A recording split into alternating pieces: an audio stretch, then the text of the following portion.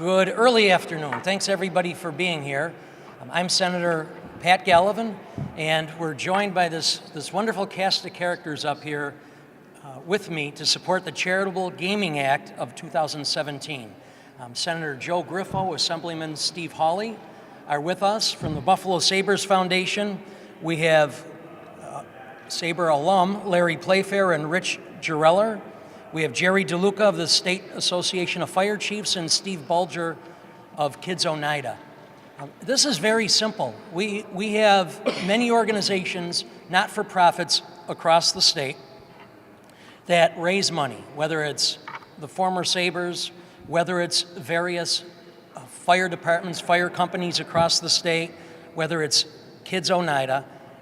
They rely on the public, and they rely on generous donations, and they rely often on the sale of raffle tickets to raise the funds necessary to support the services and programs that they provide so very needed in all of our communities.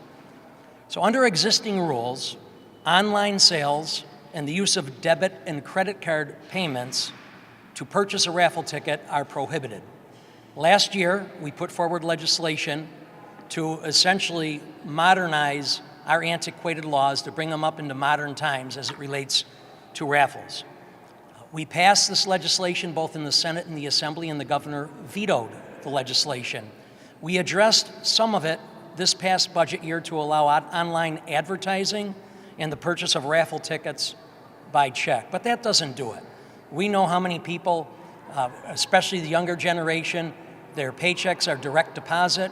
People are using debit cards all the time. They're using their telephone, the smartphones, to make purchases. And very simply, this legislation allows for that, and it allows for these organizations to catch up to modern times, and it will change our laws to bring them up to modern times and allow them to do the job. One of the co-sponsors in the Assembly is Assemblyman Steve Hawley, who can talk about a situation that he had in his district that helped to highlight the problem that we have with this particular legislation, and I ask you to come up and say a few words. Well, thanks, Senator Gallivan. It's great to be here today. If at first you don't succeed, there's an old adage, you try again. In my assembly district, which is located between Rochester and Buffalo, New York, we have a fire company by the name of Stafford Fire Company. They've been conducting a raffle and a carnival since 1945 for the carnival, and the raffle since the 1950s. For the first time, a year and a half ago, they had to cease and desist. Unbeknownst to them, selling of raffle tickets on the internet was unconstitutional, so they ceased and desisted. This raised over $340,000 a year for this small fire department for keeping taxes down, and most important of all, perhaps, allowing for the redistribution of monies within their own community, whether it be for fire equipment, for Mercy Flight, or other charitable purposes. My own Rotary Club in Batavia, New York, conducted a raffle selling on the internet for local people, and that was had to cease and desist also.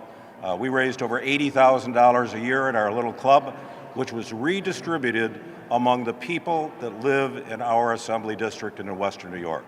It's people helping themselves, not looking to government first, helping themselves by buying tickets for their local service clubs. So we're very happy that Senator Gallivan has reintroduced this, and we're hoping that the governor will look at this legislation after it passes both houses this year to allow people to help themselves rather than look to government first.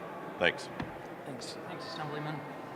The Buffalo Sabres Foundation has raised millions of dollars over the past number of years. All of it goes out into the community, zero administrative costs. Everything that they raise through raffles at Buffalo Sabres games helps the Western New York community, the 7-8 counties of Western New York. They do an incredible job. And to comment on this legislation and some of their work is Buffalo Sabres Foundation President Rich Gireller. Good afternoon, thank you. On behalf of the Buffalo Sabres Foundation, I'd like to begin by thanking Senator Gallivan, Senator Griffo, Assemblyman Schimminger, Assemblyman Brindisi, and Assemblyman Hawley for their support of the Charitable Gaming Act of 2017. We're here because we feel this is extremely important, not only for our foundation, but for charitable organizations throughout the state, and all of your support is greatly, greatly appreciated. For our foundation, this bill would have a few very positive impacts. As Senator Gallivan said, our in-game 50-50 raffle program has become the cornerstone of fundraising for our foundation. If we are allowed to have our fans and our customers use debit cards and credit cards to purchase our 50-50 tickets on Sabres game nights, we will see a significant increase in revenue. And as the Senator had mentioned, all those dollars get distributed to nonprofit organizations in Buffalo and in Western New York. This also, for us, addresses a customer service issue.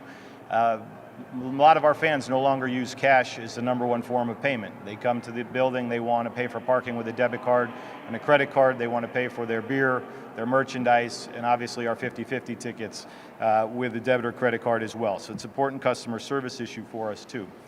In addition, the online raffle opportunities would present tremendous opportunities for us to raise additional dollars through the use of online raffles, which ultimately, again, would serve nonprofit organizations in Buffalo and Western New York and would give us a tremendous new avenue to raise some money.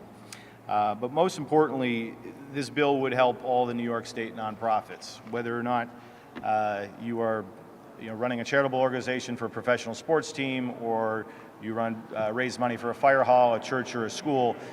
The money raised is essential, and it is also difficult to raise. By giving these organizations the ability to use current technologies and take advantage of the technology today, that's extremely critical to help them raise the money they need to serve those that they help. So we're really pushing strongly for both the House and the Senate to pass this legislation, and ultimately for the governor to sign it into law. So thank you very much. Thanks, Rich. We all know how important volunteers are across the state. Our volunteer fire companies, rescue squads, just do tremendous work for the community.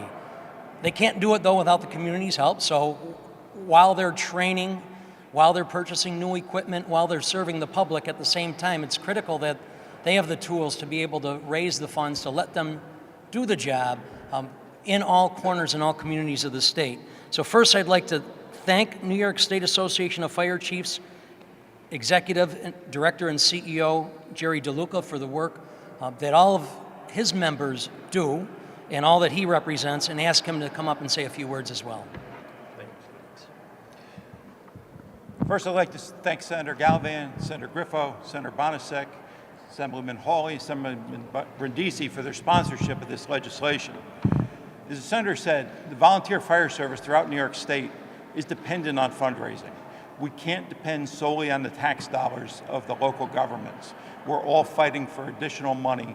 With the 2% tax cap, this legislation is vital to ensuring that the fire service throughout the state can purchase the equipment, supplies, and support the manpower of the people who are volunteering to support their communities.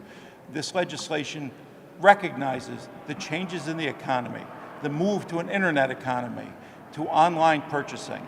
People don't carry cash. People don't necessarily interact individually anymore. The ability through this legislation for us to raise funds for the volunteer fire service and for the fire service in general is greatly needed. And I thank the Senate and Assembly for their support. Another organization present today is symbolic, representative of organizations like this across the state that help children and families. We could pick any one organization from across the state, but we're thrilled that Kids Oneida CEO and Executive Director Steve Bulger is with us today, and ask him to say a few words. At Kids Oneida, we are fortunate to receive a blend of county, state, and federal funds to